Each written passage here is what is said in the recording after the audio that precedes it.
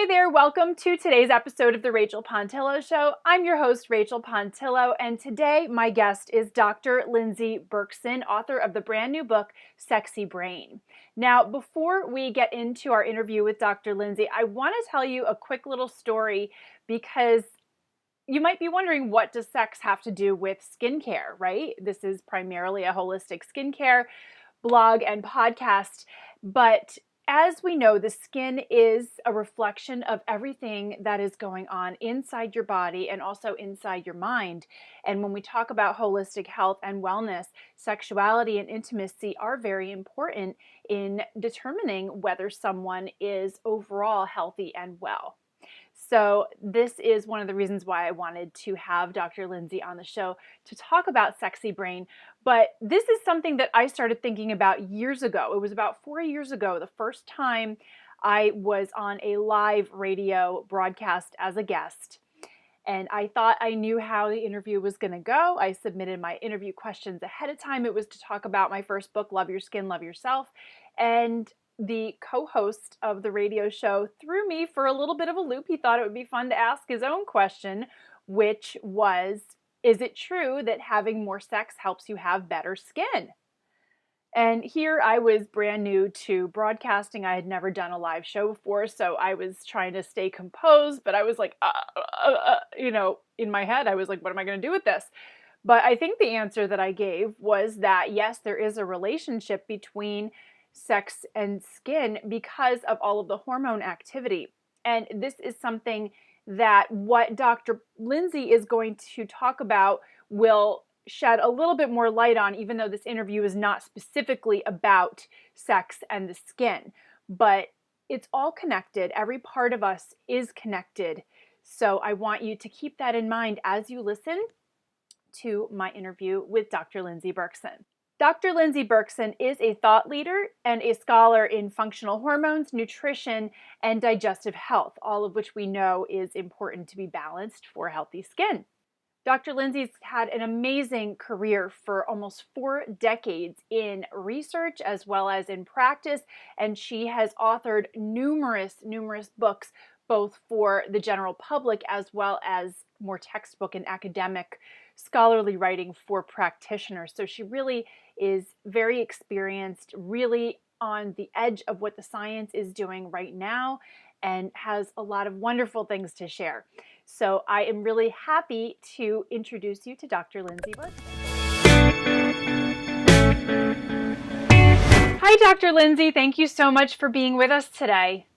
Oh, I'm so excited. It's always great to have a dialogue with a really passionate person and to be given an entry into a new community and then get feedback from that. So it's always a ripple further and further out to making this a more united planet. And I feel each podcast does that. Oh my goodness, that is so beautiful how you just worded that, and I completely agree.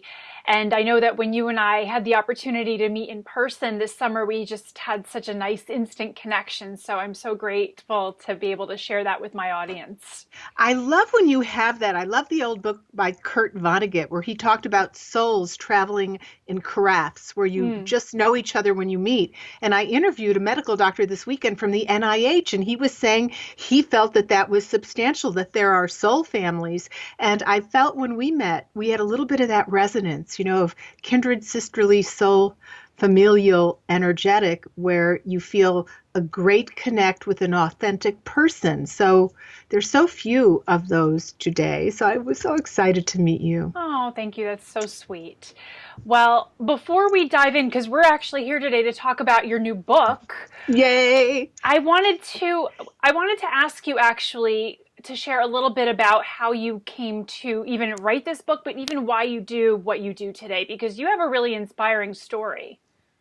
Okay, well, the first thing of why I wrote this new book, which is called Sexy Brain. I never in a million years thought that I would be writing a book on intimacy. Never. This is my 21st book. Wow. So I've been writing books my whole adult life. In fact, when I was a young girl, I used to dream about being near water, near hills, and writing a book. And I realize I now live in Great Hills, Austin, and my gym is on a quarry lake, and I'm on water all the time. So I fulfilled one of my life theme parks in this life. But I have written many books on hormones. So a few years ago, I got contacted by a surgeon and a urologist, and they were planning on opening up 100 erectile dysfunction clinics because there's so much erectile dysfunction, which we're going to get to in a moment of why. They said, we've read your books. We love the way that you write about hormones. Would you consider writing about erectile dysfunction and intimacy and all the factors related to intimacy and the benefits of sex? So we cut a deal monetarily, and it was an intriguing idea, thinking it would just be a gig with this group of doctors. They now have, I think, about 40 or 50 clinics. At the time they contacted me, they hadn't even started them yet. Wow. And while I was doing the research, I was stunned. Stunned. Like the Women's Health Initiative, we've heard about that study in terms of hormones. But it was really put together by 40 prestigious institutions and headed by Boston University Medical School. And it was saying that we have a lot of aging women. They're our largest growing demographic. So let's look at them every which way so we can help them age better. Mm-hmm. So there were studies in the Women's Health Initiative on hormones, the famous one, but they were on bone health and colon health. And there was a study called Sexual Satisfaction and Cardiovascular Disease, headed by looking at almost 94,000 women over 14 years from 40 different centers. So it's called a multi-centered study, which is a much more statistically weighted, meaning whatever that study says, we should listen. We should perk up our ears. And they were thinking that in men, the first sign of heart disease is often erectile dysfunction. So they wanted to know, was that true in women? So they asked all these women, could they say what their sex life had been over their lifetime? If you could look back over your lifetime, what do you think personally about your intimate connections? And then they ran a variety of tests. For example, they did imaging of the intimal lining of the blood vessels called the endothelium, which is basically where your rubber meets the road of your heart health. And after separating the wheat from the chaff, and they call that taking into account confounding of variables. I don't want to bore the audience with scientific terms. They were able to say in the study conclusion that if a woman could look back over her lifetime and say that she had really satisfying sex with someone she respected and did this regularly, and in the scientific literature, regular sex is about 3 to 5 times a week, that she had better blood vessel health than if she was doing veggies, exercise, on statins. It was very statistically significant. Well, that opened up a huge Pandora's box for me. Oh my God. And then I started reading in the literature that so many professionals were saying intimacy was a critical pillar of health. But nobody wanted to talk about it because it's taboo, and how do you talk about it? And would the doctor be uncomfortable? Would the patient be uncomfortable? And right at the same time all of that was happening, I'd been noticing for about a decade, because I've been in practice 46 years. Wow. So I was noticing that there was a change in the people coming in, that younger and younger men and women, in their 20s even, were saying they were flatlined with their libido, that they loved their mate. I find a lot of patients really do love their spouse, but they were enduring intimacy for the benefit of their good guy or good woman mate, and they weren't really desiring it, not having really great orgasms, and really wished that they could be done with it. And a lot of menopausal women relieved that they didn't even have to deal with it anymore. And then I went to a conference in Dallas, and there was a urologist, a male doctor from the NIH, the National Institute of Health, and he said, it is well documented that we have for the first time ever an epidemic of men in their 20s who have no testosterone, hypogonadism, or insufficient. So I thought, oh my God, here is a book. Is intimacy and love under attack? And then I started to write my own book, and it was kind of like an alien entered inside of me. And it took me on a path connecting the dots of science to places I didn't know I would go when I first decided that I needed to write about intimacy as a pillar of health. And thus was birthed Sexy Brain. Wow, I love that path, and I'm shocked by those statistics, by how young people are already experiencing these issues that previously only postmenopausal women or older men were experiencing. So it really, it's unbelievable. There's a So, theme in the United States of many things that we used to only see in seniors, which we called chronic degenerative disease. We're seeing in younger and younger people. It's almost now a risk factor to be a kid. And we're seeing sleep apnea, type 2 diabetes. We're seeing obesity in 7 and 8 and 9-year-olds. And we're seeing sexual dysfunction in young adults. And that is a major birthright of humanity, to want to connect intimately with another human being and get the benefits that nature intended. So I didn't really want to write a book on intimacy. I was afraid they would start calling me a sexpert and link me with sex and this and that. But as a healer and an investigator and researcher, I ended up having to do this as another part of my mission. So that's fascinating. And just to echo what you were saying about these chronic degenerative diseases, is that the term?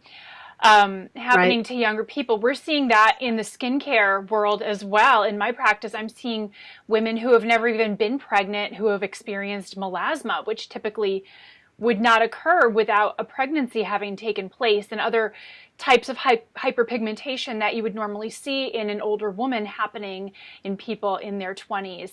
And then even rosacea is an issue that normally women get later in life, and we're starting to see it in younger women. So do you know that rosacea, in the scientific literature, rosacea is highly linked to SIBO, small intestinal bacterial overgrowth, right? And it's highly linked to insufficient stomach acid. Mm-hmm. So there's so much fussing with our gut health, and it shows up often on the face, or our gut maldigestive capacity, which is insufficient stomach acid or other digestive players, and it does show up in your face. Your face and your health are the dashboard of your physiology. Sometimes, not always, but often they are the dashboard, and you would know that better than anyone. And I know you mentioned zinc in your book as being really important for human connection and hormone health. Can you say more about that? Zinc is amazing. It's one of its places that it is in the highest concentration in the human body is in the brain. And all sex hormones require zinc to deliver their signals to genes. Zinc is pivotal, and zinc insufficiency and deficiency is rampant in all the United States nutritional surveys. Yes. So zinc is a big deal, and it helps make the world of intimacy go round. Absolutely. It's just, we're starting to see these patterns show up in so many different areas in people's lives. And I think young people, especially young people today, well, young people have always had this kind of invincibility, euphoric, nothing can hurt me kind of attitude. But when these things that, something like sexual dysfunction, that's not something that is normally associated with youth and vitality. So if it's happening to someone, I could see how that could deeply affect them in a lot of different areas of life. So, sexy brain, why is this a breakthrough concept? Because we had not understood that nature designed pleasure and connection so that ultimately we would be caretaking our brain better, that you have better cognition, better sense of who you are, which nature's all about the next generation. So hopefully if you're a smarter adult, you'll make a more stable family. So I show for the first time the link of why nature put orgasms and pleasure beyond the time that you're making love to have a baby. Right. And its global effects on your health, but then showing how our ability to want and benefit by this intimacy is being hijacked by our toxic outer environment and our unhealthy guts, or our toxic inner environment. So I had written one of the very first books on how pollutants in our air, food, and water can be hijacking our hormone system, and it was called Hormone Deception. It came out about 23 years ago or so. Based on that, I was invited to be a hormone scholar at Tulane University in association with the med school and Xavier University. So I wrote that book. And then I wrote one of the very first books on the gut, the mind-gut nutrition link, called Healthy Digestion the Natural Way. That was out 25 years, and my next gut book is coming out soon. And then I wrote a book on hormones and how dependent they are on nutrients and digestion called Safe Hormones, Smart Women. And I had no idea that all of those books would converge in the American boudoir. Interesting. to show the benefits of sex, and that the intimacy is one of the milestones of being a human being. In Hormone Deception, I showed that menarche, when we go into menstruation, is happening earlier.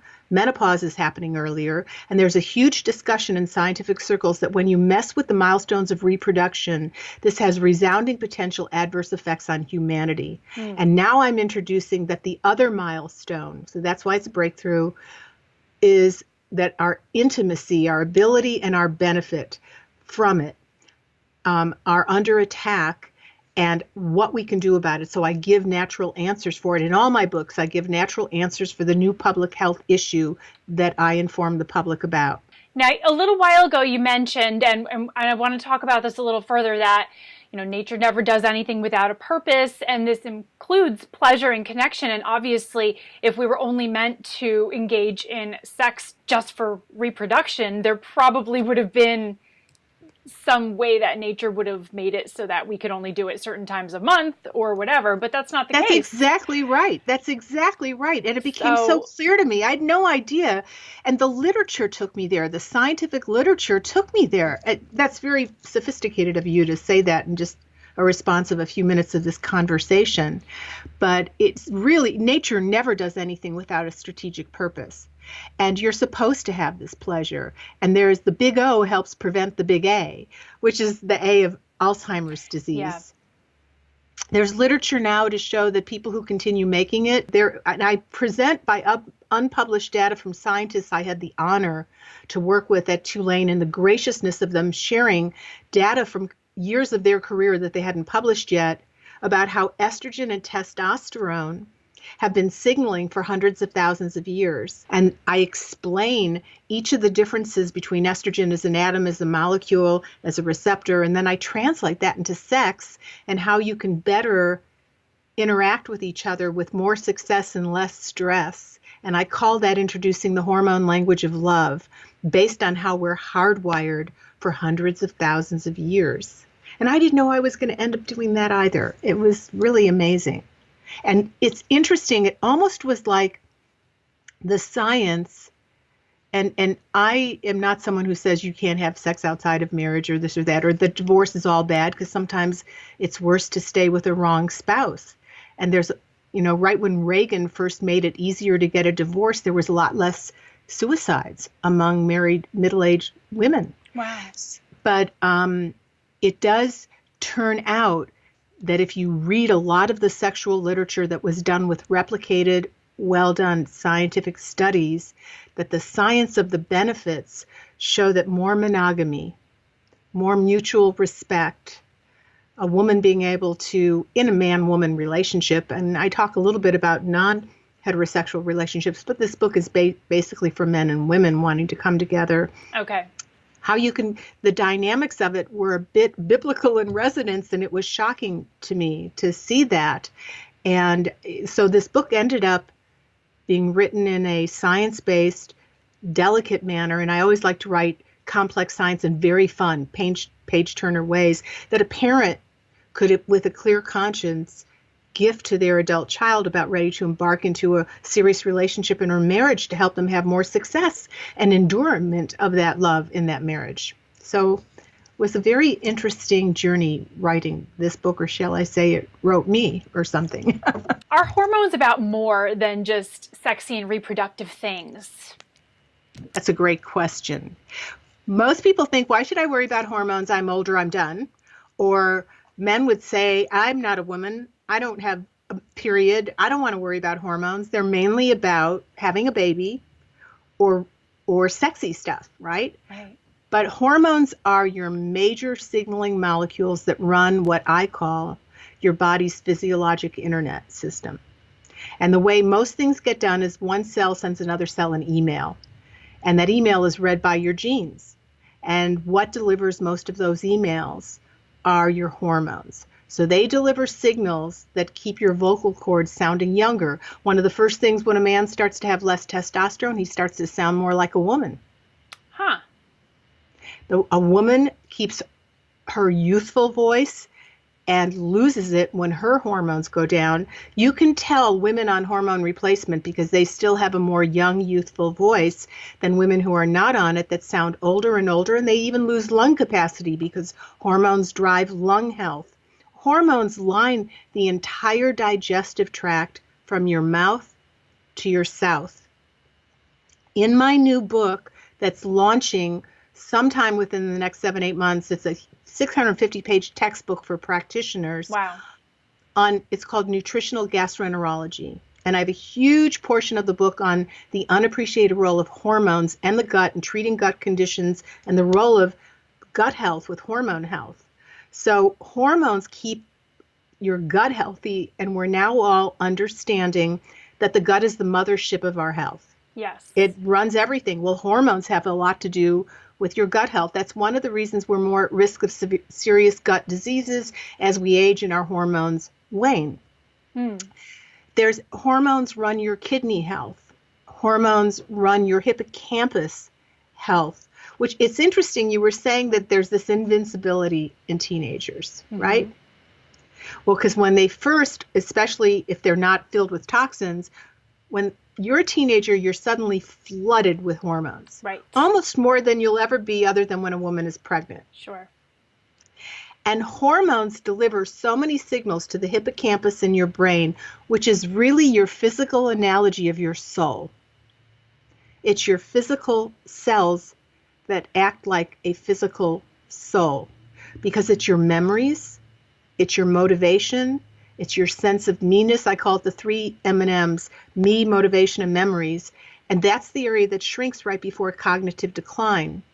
And it's filled with receptors to take messages by hormones. It's run by hormones. In fact, when you're really young, it even makes hormones deep inside the hippocampus. And so right when you first get all those hormones, your hippocampus is on fire, so your sense of yourself is so huge. And part of being more frail when you age, and a lot more people are experiencing this younger and younger, the sense of overwhelm.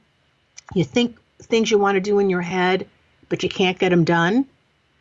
And that motivation follow through is thinner and thinner, and you feel less sure of yourself. That's where you have less of those hormones signaling your hippocampus. And the hippocampus actually, when it gets less hormones, so your hormonal signaling system is freezing up like your computer can, it shrinks. And the name of this is in science called hippocampal shrinkage. So just like when you're older, your skin shrinks, you would know this because you have less collagen and less hormones. Your hippocampus shrinks, and that's where you start getting old age. And you can reverse that with hormone replacement and with food and with exercise. There's many things that help revolumize even if it's already shrunk because nature is forgiving. So I talk a lot about all of these things in Sexy Brain to keep your brain more sexy and robust so that you can live longer, but not with less quality of life, but a younger longer. Well, I think that's such important work because, as you mentioned, I mean, when these hormones peak and then peak again and then wane, it is often accompanied with such emotional ebbs and flows as well. And a lot of times people don't really know how to deal with that. They don't know what they can do to naturally balance that out. And they often start to have some self-confidence issues and self-image issues and think that there's something wrong with them when in fact that's not the case. And with having more knowledge about what's actually going on in their bodies and also having specific action steps that they can try, that in itself is just so empowering and helpful so that people can take more control and feel more in control of their emotions as they age. And like you said, it's great that people are living longer these days, but we want the quality of life to be vibrant and full as we age rather than frail and fragile and emotional and tired and all of that. So thank you so much for writing about that and for identifying that connection that really, I haven't heard anybody word it in that way before. So thank you for doing that. Thank you. That's why it's a breakthrough book, because no one has written a book. That's what a definition of a breakthrough book is, where you present a concept and connect the dot of science for the first time. Yeah. Like my endocrine disruption book was one of the first 3 books that all came out within 3 months of each other about 24 years ago. Wow. So all 3 of them were breakthrough books. But the problem is if people go today, if they hear this and they want to go to their GP or their endocrinologist or gynecologist and inquire, am I a candidate for hormone replacement? Those docs do not mostly have training in strategic application of hormones, and none of them mostly have training about how hormones lean on digestion and nutrients, which is a functional medicine, medical nutritional point of view. Right. And you're often apt, about 97% of the time, and this is so dismaying, but this is how it is, to get the wrong answer. I know that there are doctors who tell my patients, you're on progesterone? I'm shocked you don't have cancer already. Wow. Because it was the synthetic progestins that have been shown, not progesterone, but that doctor didn't know it. We thought in our mother's era that docs knew all that they knew, but today that's not true. So to still go back to that well to get that water is not accurate, especially surrounding hormones. So we have accepted as a nation and a culture for chronic diseases and hormones a learned helplessness from the medical community, that we go to a doc and we are told what to do. And in some cases, you need a hip replacement, you need to go to ICU, you need to go to the ER. We are fantastic. You have trauma, acute illness, we are fantastic. But you go for chronic care, fatigue, for your hormones, you are apt often, really have to be careful not to be given the wrong information or even be harmed by what you're advised, which is why it's good to get a team in place where you have a doctor that's a regular medical provider that has an integrative bent to have an ear open to your other alternative practitioners, and have a functional medicine, someone who looks at you as a whole body, and if you get ill, want to sleuth out your root cause, and a medical nutritionist, a geek like me. I read 2-3 hours of research every day and have for decades, and then I've also been in practice so long I've seen things come and go, and I have a further vision of where things have come from. And you want a team ideally ahead of time, from when you get your hormones tanked or when you get ill, or you get it once you do get ill, but that will listen to you, really care about you, but have a bent to be with their pulse on what is happening with hormones. And right now, because of the Women's Health Initiative from July 2002, many doctors for 10 years stopped using hormones. And only in the last few years have they stuck their toe back in the water. And often they go to a several-month course or a weekend course. They get certified in 3-4 days, and they open up their doors and put out their shingle, but they don't really have the experience yet. So you have to do some elbow grease work to find a great team that can really help your hormones watch your physiologic back. So important. And now we have so many different types of practitioners available today, and access is increasing because there are so many different ways to deliver medicine now, and nutrition, and we have all these different types of providers now emerging in the functional and holistic realm. So I think that this is a benefit of technology, being able to spread awareness of these different types of practitioners and how they work and how they can benefit you. Whereas 5 years ago, 10 years ago, you wouldn't even know they existed, and you wouldn't even know what they could do for you. And it's just going to continue to progress, and it's really exciting time to be part of the health and wellness field. There's so much out there that even a person can do on their own, but you usually need to work with a practitioner for interpretation, right, or for nutraceuticals, or for prescriptions, etc. Right. Well, thank you so much for joining us today, Dr. Lindsey Berkson. Now, your book is Sexy Brain, and that is available now, yes? Yes, you can go to sexybrainsystem.com. I give you free gifts right off the bat. I give you a real short video on detox, and then if you'd like, I give you at the resource section, I give you a free 30-minute detox video telling you how you can do a bad detox, even with good intentions, and how to make a detox better. And there's a button right there to order it on Amazon. It's called Sexy Brain. It's funny because Amazon won't let me advertise because they said the 2 feet under the cover was illicit. So I might have to change the cover. So if you buy these new ones now, you get the illicit cover. I like it better. Oh boy, yeah, you want to get on that. Get the fun cover. And my own website is drlindseyberkson.com, but to get the book, it's sexybrainsystem.com. And I have an online course on how to know about connection, how to know if you're really a connected person. What does all this mean? I'm going to work with people together on a course that I'm launching in a few months. Fantastic. Well, thank you so much for joining us today and for sharing all of your wisdom and for all of the books that you've written, but of course for your new book, Sexy Brain. And I hope everyone checks it out. Thank you so much. Thank you for having me, and so I can reach out to your community. I so well appreciate it. And fun hanging with you for a little bit of time. Have Always a great pleasure. day. You too. Bye-bye. Bye. Thank you so much to Dr. Lindsey Berkson for joining us today on the Rachel Pontillo Show and for putting out all of this incredible work throughout your entire career and, of course, your new book, Sexy Brain. I encourage everyone to check it out. The website for that is sexybrainsystem.com. And, of course, learn more about Dr. Lindsey Berkson and get more background on her story and the rest of her work at drlindseyberkson.com. Did you like today's show? I sure hope you did, and I hope that you will share it with your friends. Subscribe to my YouTube channel, subscribe to my iTunes channel, and of course, head on over to the blog at rachelpontillo.com. Leave me a comment and let me know what your thoughts are. I will be back soon with a new episode. Until then, I wish you a beautiful day.